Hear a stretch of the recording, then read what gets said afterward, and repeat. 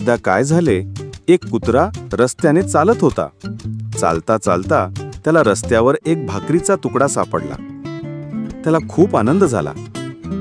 ती भाकर त्याने तोंडात घेऊन कुत्रा रस्त्याने पळू लागला. पळता पळता पळता एका पुलावर येऊन थांबला.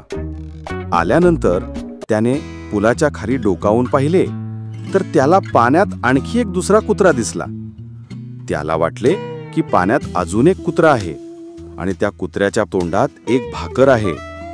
ती दुसरी भाकर सुद्धा मिळावी म्हणून त्याने काय केले, तो कुत्रा पाण्यातल्या कुत्र्याला पाहून भुंकू लागला. आणि जेव्हा कुत्र्याने भुंकायला सुरुवात केली तेव्हा त्याच्या तोंडातली भाकर पाण्यात पडली. कुत्र्याला खूप दुःख वाटले.